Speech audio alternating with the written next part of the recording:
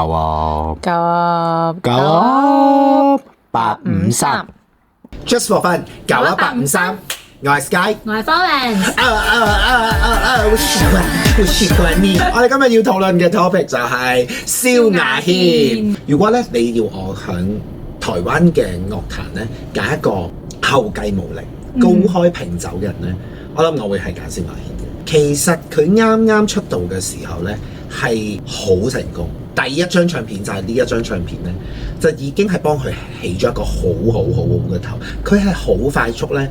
就響紅館開到演唱會，係打得入香港喎。嗰一年直頭係攞到叱咤樂壇女新人金獎，即係憑住一個過江龍去打得入香港市場，你仲要攞到金獎，仲要係嗰陣時佢係連續2年都有響紅館度開演唱會。其實咧頭咧佢響嗰間維京唱片，佢嘅經理人叫姚謙，其實係幫佢打造得非常好，有一種好高冷嘅感覺嘅，因為姚謙咧亦都係一手捧咗 Coco 李玟出嚟嘅，咁大家就覺得姚謙係想捧第二個 Coco 李玟嘅，咁但係我覺得唔 exactly 係似嘅，因為蕭亞軒會有佢自己嘅特色，同埋佢最擅長嘅嘢就係佢嘅中低音，呢一樣嘢響女歌手嚟講係比較少有嘅，所以我好中意聽佢唱情歌。係，但係咧奈何咧，唔知係咪因為咧佢本身佢屋企嘅管教都好嚴。蕭亞軒自己都講過，佢親生爸爸好早就離開咗，對佢嚟講，姚謙係佢好似爸爸嘅存在咁。佢會離開維京呢個決定咧，其實我到今日睇其實都係錯嘅一個決定。點解咧？想叛逆一下。係，佢就係想反叛咯。嗰陣時其實姚謙咧已經同佢傾緊《藝伎回憶錄》嘅一個角色，即係呢個係一個打開國際市場㗎。其實但係因為佢唔續約嘅關係，姚謙都已經冇能力同佢巴緊任何嘢翻嚟。同埋姚謙喺嗰陣時有試過幫佢打入日本市場㗎，佢有出過日本嘅一啲 single。佢響當年仲係個個都係1年1-2隻碟、2-3隻碟嘅出唱片嘅高頻率之下咧，佢選擇咗轉咗去華納。咁其實呢個決定咧，表面上睇係啱嘅，因為始終由一間佢去咗一間國際公司，咁自然一定會更加好。但係好衰唔衰咧？佢就遇上人事變動，搞到佢嘅合約咧要 hold 住，佢張唱片一直都出唔到。有好多唔同嘅講法嘅。我哋之前記得向蔡依林同孫燕姿條片都有講過嘅，陳澤參咧就係當時嘅華納嘅高級人員嚟嘅。傳聞咧就係話佢要逼佢唱一首歌，蕭亞軒咧就唔中意抗拒嗰首歌，從而就雪藏佢嘅。但係嗰首歌咧，佢最後咧亦都有唱到，佢成為咗一個 bonus track 咁收錄響佢之後嗰張唱片入度。其實陳德參嘅決定叫佢唱嗰首歌係啱，因為嗰首係一首好洗腦嘅歌，係嗰首賣啦嘻賣啦哈賣啦哈哈。原來呢一首就係呢首歌嘅中文版。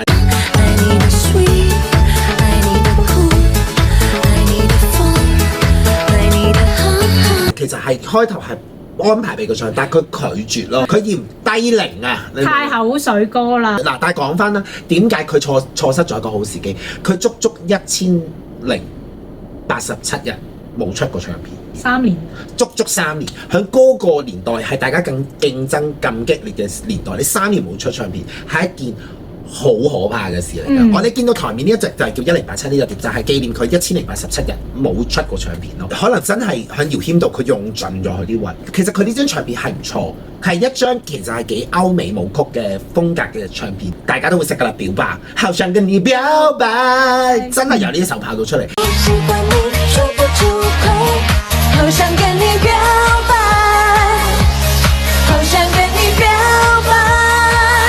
但係時也命也，好衰唔衰？佢撞着蔡依林嗰年冇糧，即係佢個勢就俾蔡依林冚過咗之餘，佢自己亦都係因為拍呢隻碟唱片入邊有一首歌叫《代言人》嘅 MV， 佢跳舞嘅時候佢整親咗隻腳，之後後邊嘅宣傳計劃亦都要停止，佢休息2-3個月，咁亦都可能佢同華納冇完，佢之後佢亦都跳咗去金牌大風啦。我就覺得開始咧喺呢個時候咧，佢就有啲走歪路啦。首先個樣先啦，已經整到咧，我已經唔係好認得佢啦。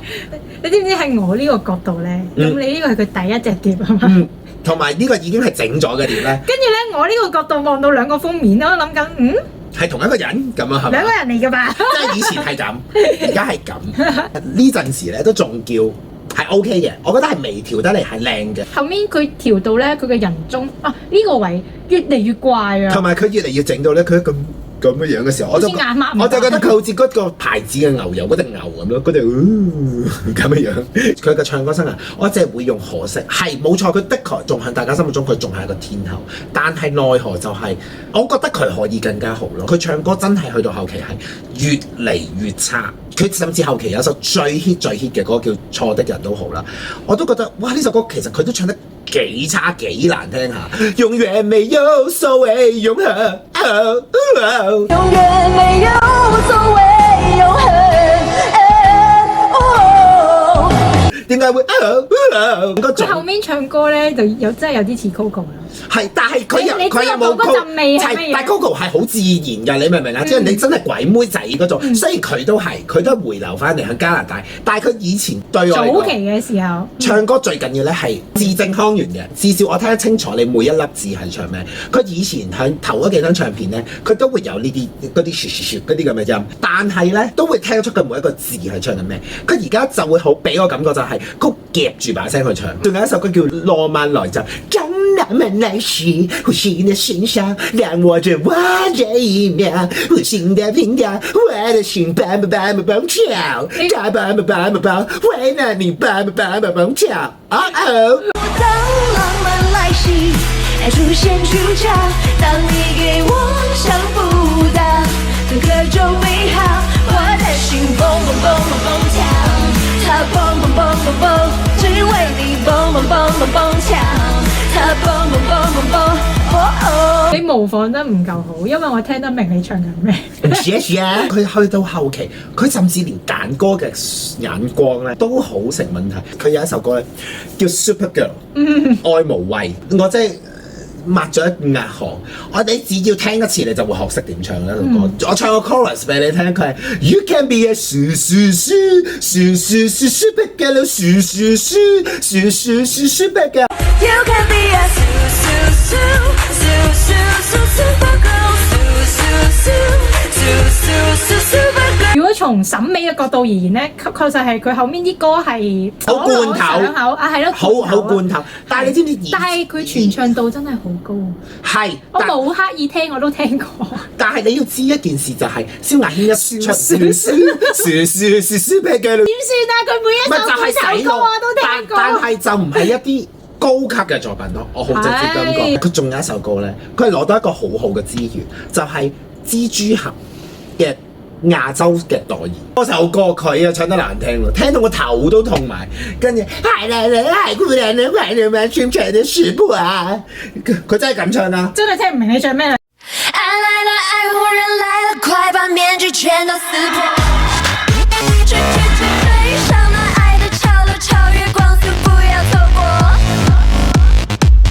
嗰首歌好難聽，嗰首歌叫《天雷地火》，真係符合個歌名。我同你講，即係我唔知係咪因為咧佢拍拖之後咧，你知佢越食越後生噶嘛？無可否認，佢唱歌我覺得可惜，但係佢向情路上，哇，簡直係精彩啊！一啲都唔可惜。喂，件件都靚仔，件件都係小鮮肉，佢簡直係鮮肉菩薩啊！佢簡直就係嗰啲人哋話男人幾多歲都中意18歲，佢就係無論幾多歲。所以你知唔知佢後期咧，佢出咗一首歌咧，我真係覺得，喂，你唔好再係咁啦！佢出咗一首歌《愛面前誰都17歲》，你知唔知佢啱出道嘅時候，佢喺我心目中，佢係一個好高級嘅歌手嚟㗎，因為佢把聲係佢嘅音色。佢嘅質感好高，所以我啱啱先話好中意聽佢唱情歌，係因為覺得佢把聲係有故事。你知唔知佢後期嘅有一首慢歌我好中意嘅，叫《有愛到就好》。本身呢首歌係一首好好嘅歌，呢首歌亦都係應該係佢最拿手嘅嘢，就係、是、抒情搖滾，又係比較中低音嘅歌。佢好似每唱一下就俾人搣一下咁，要愛到就好，你咩好就好 ，My baby 加油，這天我睡不着。有愛到就好，有愛過就好，我為何懊惱？你大概顧不着。哇！佢啲拉線再嗱，佢一句就好高音，人你才不會走咁，跟住就冇咗聲喎，你明唔明啊？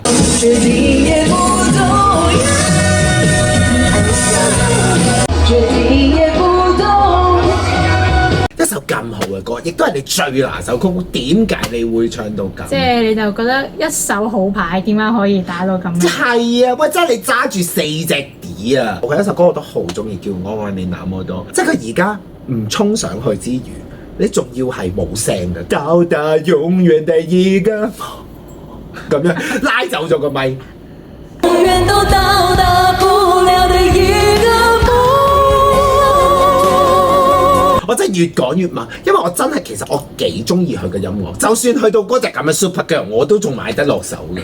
我真係都對佢算佢不薄，我都仲係有㗎。即係佢出幾多嗰啲罐頭式嘅歌，因為我覺得我一直都同我自己講，佢應該會有重拾嘅狀態嘅。你等緊佢幾時洗心革面因為嘅一日？佢嘅作品雖然咁樣批評，但係佢個作品永遠唔會話係差，佢會有個標準喺度。雖然係一隻比一隻難聽。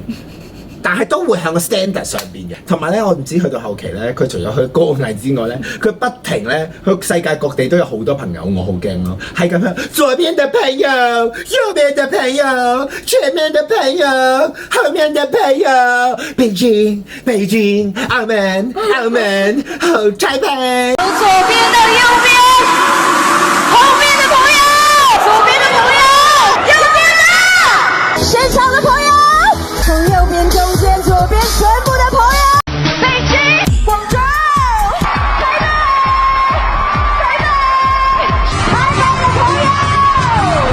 台中的朋友，北京的朋友，雲霄的朋友，長城的朋友。係咪就係佢嗰個 live 話我說嘿，你說嘿，跟住冇人濕㗎？係啊，佢就係從嗰陣時佢已經彎咗。我說嘿，你說嘿嘿，好想跟你嘿嘿，好想跟你嘿。咩左邊嘅朋友都唔係聽過最好笑，佢試過啦，提過佢 YouTube 有個 live 咧，咁嗰啲咩 KKBox 啊 Channel V 班對你，佢無啦啦唱歌之前 KKBox 咁啊，跟住 Channel V 咁啊 Channel V KKBox TVB Hello。跟住我話呢啲你都要嗌，你乜都要嗌，你好好地唱歌啦，蕭小姐。但係我覺得佢機能係差咗好多，真係。因為佢咁樣夾住把聲嚟唱啊，好嘅都變雙聲啦。但係咁佢身體係真係差嘅，佢之前都有好幾單新聞講佢，有但係佢嘅聲大，我覺得除咗係機能上面嘅退步之外，亦都係佢自己唱壞咗自己把聲咯。我覺得係佢而家已經係精神都好唔穩定，所以你仲點樣 expect 佢可以有好嘅音樂出嚟咧？但係你咪話喎，講真喎，佢呢2年咧，佢真係咁神隱咗之後咧，佢有出一啲單即係 single 出嚟咧，係幾好聽㗎。你講係唱得好聽定係首歌？首歌真係好好聽。嗱，第一首就係、當你和心跳一起出現，好好聽嗰首歌，就係同佢當時嘅男朋友嗰個黃學一齊拍嘅，同埋呢首歌係寫俾佢嗰個男朋友聽，係真係幾高級嘅嗰首歌。同埋咧，佢同阿黃學分咗手之後，佢亦都出咗首歌，嗰首歌亦都好好聽喎，叫《愛沒有錯》。佢係好翻少少，但係咧佢都會有啲位咧忍唔住嘅。兩個人就能放棄所有，原來忍着沒錯。但我幾中意嗰個 MV 啊！係啊，其實拍得幾靚㗎。我都話嗰 MV 都幾高級㗎。我都俾佢呃咗3年啦。佢3年之前佢就話 Alpha is back。但係3年之後佢都仲未 back，我真係想問佢個 back 嘅意思係回來嘅 back，定係向後退嘅 back，都係同一個 back。因為我係未睇過佢演唱會㗎，佢個人演唱會我係未睇過。點解嘅？因為嗰陣時佢都係有鬧過一個笑話嘅，佢有個哇世界巡迴演唱會 WOW 哇3年入邊開得個5場，好密集喎你個 tour 啊！所以你先冇去到。唔係好早啦，嗰、個 show 我諗20年都有㗎啦，冇20年都15年。後面冇嗰個演唱會咩？冇啦，冇啦。我覺得點解後期佢會咁？